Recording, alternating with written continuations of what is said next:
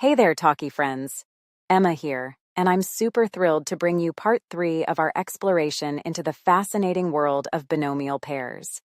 If you've been journeying with us but somehow missed the earlier episodes, don't worry. You can easily catch up by clicking the link above. Binomial pairs are those dynamic duos of words that add a splash of color and rhythm to your English. Ready to dive into more? Let's go ahead and light up your language skills with these new pairs. Perfect for any English enthusiast aiming to sound more like a native.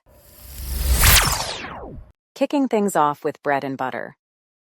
This isn't just about food, it's about something essential, your main income source. Think of it this way. If you're really good at graphic design, you might say, "Graphic design is my bread and butter." It means it's what you rely on to make a living, your go-to skill. And if you help yourself, then God will help you find your bread and butter. Talking to people, getting information out of them, that's the bread and butter of the trade, but never my strong suit. These guys are my bread and butter. Next, we've got song and dance. Ever noticed how some people make a big deal over small things? That's giving the whole song and dance. It's making something seem more complicated or important than it really is.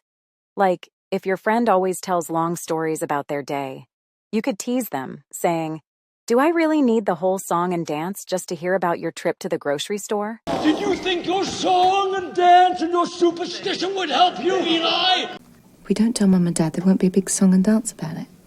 What was this song and dance about never having met but having seen each other? Moving on to lock and key. This one's about keeping things safe and secure.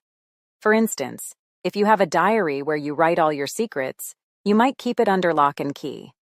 It's a way of saying you're keeping it really safe, so no one else can take a peek. Everyone knows I keep those questionnaires under lock and key. If I don't get you under lock and key, the Spanish will hang you. Or lock and key with the other toxic and volatile compound. Then there's hustle and bustle. Picture the busiest place you know, like a city center during the holidays. That's the hustle and bustle, all the noise, movement, and activity of busy places. You might say, "I love the hustle and bustle of New York City. It's so alive." Just trying to keep up with the hustle and bustle. When I'm in between jobs, I like to get away from the hustle and bustle of Tinseltown, which is why I've kept a place in Woodbury. Up next is short and sweet. Sometimes, the best things are the ones that don't take too much time. Like, if you're giving a presentation, you might want to keep it short and sweet.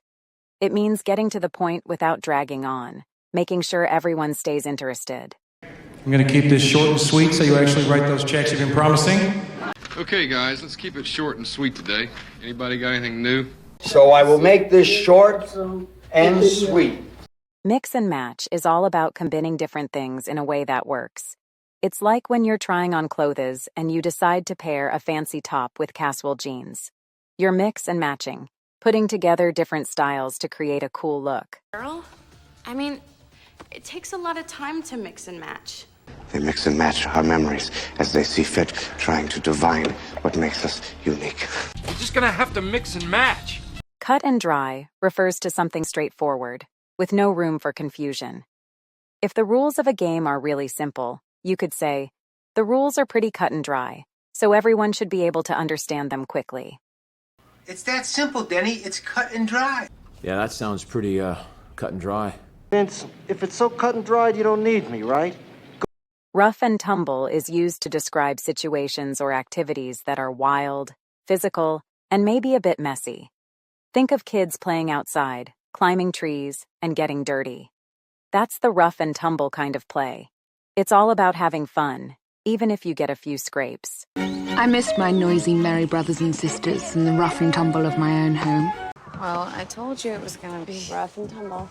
You weren't kidding. Well, out here in the rough and tumble West, we tend to use cash. Spit and polish is about making something clean and shiny, often with a lot of effort. If you've ever spent hours cleaning your car until it looks brand new, you've given it some spit and polish. It's about taking care and pride in making something look its best. He was all spit and polish, sir. I need a pilot who's more than just spit and polish. I put this thing together out of spit and polish. Lastly, bits and pieces are the small, assorted items that might not be very important on their own, but are useful together. Like when you're moving and you pack a box with all those little things from around the house. That's your box of bits and pieces. From the bits and pieces I've put together, you know, from what you told me about your family, your mother and your dad. The bits and pieces you never bothered to put into words. This box contains over 217 bits and pieces of information. And there you have it. Lovely Talky friends. Our Binomial Pairs Part 3. Sprinkle these into your conversations and watch how they bring your English to life. If you've enjoyed this friendly chat and want more, smash that like button, subscribe, and hit the bell so you won't miss out on our language adventures. I'm Emma, absolutely delighted to share this learning journey with you. Can't wait for our next chat. Until then, keep practicing, and bye for now.